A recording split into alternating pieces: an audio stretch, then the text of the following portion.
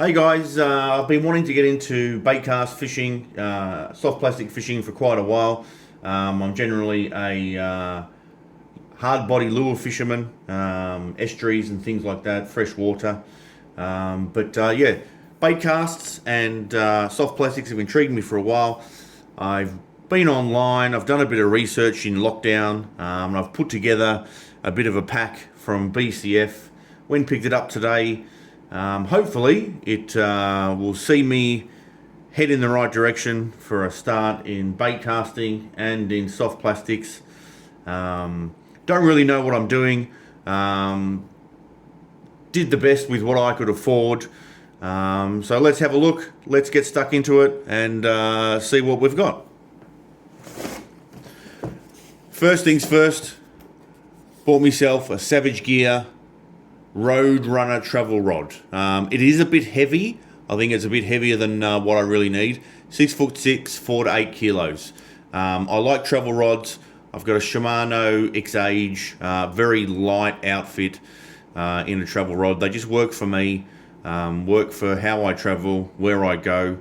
This one got some quite good reviews. I'm not going to do an unboxing at the moment, just really go through the kit that I bought as a bit of a starter pack for bait casting and soft plastics fishing. So Savage Gear Roadrunner XL NT3 6'6", 4 to 8 kilo travel rod. That matched up with Savage Gear Finezze 200 bait cast reel.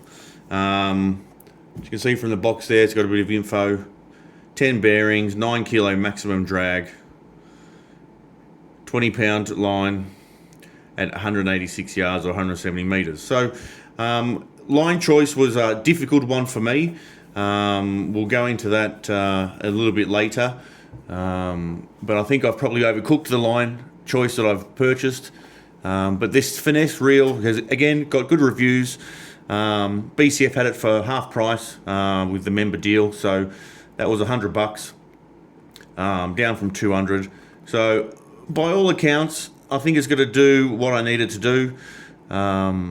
Hopefully point me in the right direction for starting off with a bit of bait casting with soft plastics.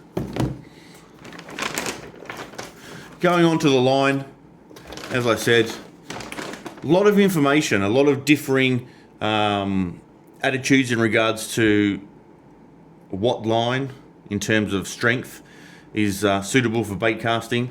I erred on the side of caution, I think you could say, and went for an extremely heavy line, 30 pound braid, 0.25 mil. Obviously from my fishing history, I would have erred on the side of the lightest line that I could possibly use, but a lot of the forums, a lot of the posts spoke about the fact that braid can cut into the spool of a baitcaster. Also, the thinner diameter braid has issues with bird's nest tangles for those who are unfamiliar with using it and using a baitcast reel. So that's definitely me. This silencer too from Savage Gear. I tried to keep my setups all the same make, model, brand. Again, this was on sale. I think definitely a bit of an overkill, 30 pound, 13 kilos. But we'll see how we go with that. I think it should put me in good stead for getting the hang of it, getting the feel for the baitcaster, using the soft plastics. But I do definitely think that in the very near future, probably be stepping down to 10, 15. My gut would have normally gone for sort of 6 to 8 pound maybe, depending on where I'm fishing and what I'm doing. Definitely in freshwater or estuaries, I think I would have gone for that in sort of a mono. But 30 pound, not for the breaking strain, more for the diameter of line, weight of the line, and ease of use for a novice.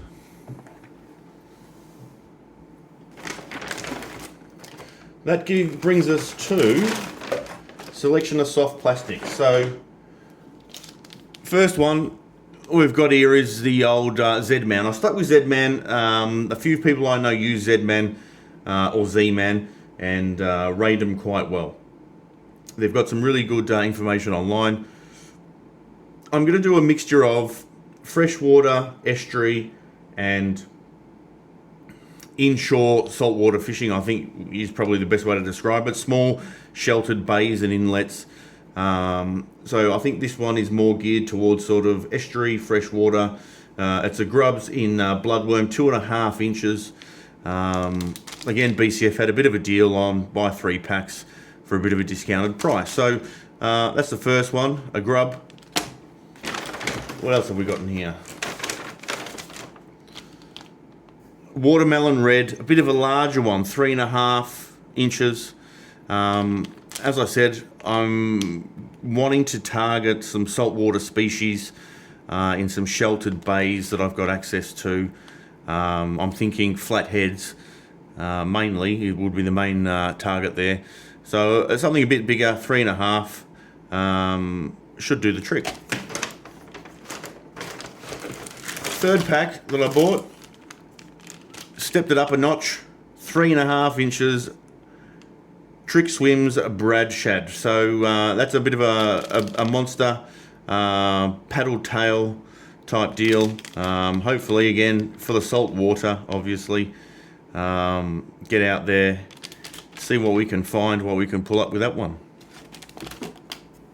So Jig Heads were a bit of a minefield for me. Not really understanding how soft plastics and jig heads worked.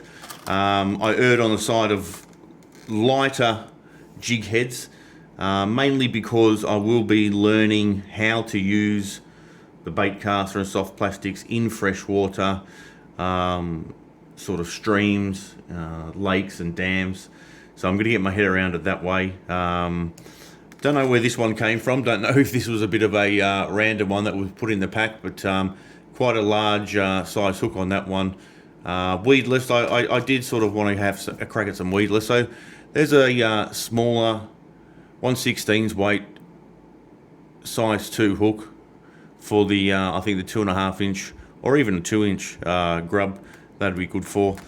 These larger ones, weedless. I think for the larger 3.5 inch shads, that'll go all right. Getting into the weed banks in the weed beds, yeah, in terms of saltwater fishing, I'm thinking rocky outcrops, and as I said, something that I've got in mind is a few bays in and around Westerport that I've got access to. So I think they'll do me well over there. A lot of what I found out spoke about the benefits of using Procure, a bit of a scent sort of gel. Never used anything like this before. They have a wide variety of flavors and scents and smells. Inshore salt water is what I went for no particular reason other than it seemed like it covered what I wanted to do. We'll see how this one goes, but a lot of people swear by this Procure. It's got a bit of UV in it, so apparently that's good. Attracts fish. They talk a lot about the benefits of this. I don't really know, they talk about all this sort of technical science stuff. I think it just smells like dead fish and helps you catch a fish. And if that's the case, I'll stick it on my lure. I'll stick it on my soft plastic. All the other rubbish I don't know anything about. So we'll give that a crack. We'll see how it goes. Procure Inshore Saltwater Super Gel to put on the soft plastics. And just a few other things. I didn't have a decent pair of braid scissors, so I bought a pack. Again, this was on sale, BCF. I needed a filleting knife. My filleting knife's gone missing, so a bit of a pack. Filleting knife, scissors, sharpener, and some pliers in there. Again, that was on sale. I think that was $20, and you get a bit of a box with it as well, tackle box. So just grab that. So that should help in lots of different types of fishing I do. Bought a bit of Pellet Burley, just to wash up in the surf. Not necessarily for soft plastics, but again, it was on sale. Needed some. Grabbed that with me pack as well. Burley bucket, old one went missing. Grabbed one of those, and a bit of a scarf. Again, on special, on sale. Venom scarf, $3 I think it was. So hopefully that'll help. So that's what we have from BCF. All that lot cost me about 400 bucks. So that includes the Savage Gear Roadrunner rod, travel rod, a Savage Gear Finezze Baitcaster 200, Savage Gear line, Procure Super Gel, 3 packets of the ZMan or ZMan soft plastics, 2.5 inch, 3.5 inch, and 3.5 inch. Couple of packs of Jig Heads. I'm actually think I'm missing a couple of these. I'm sure I ordered more than 2. Size 2, size 1. Just some scarves, bit of a braid, scissors, filleting knife setup, Burley pot, and some pellet burleys. So there you go. I'll do a more in-depth sort of unboxing review of all this gear, but just for now, that's what I've ended up with. 400 bucks during lockdown in Victoria. Hopefully it points me in the right direction for a bit of bait casting and soft plastics fishing.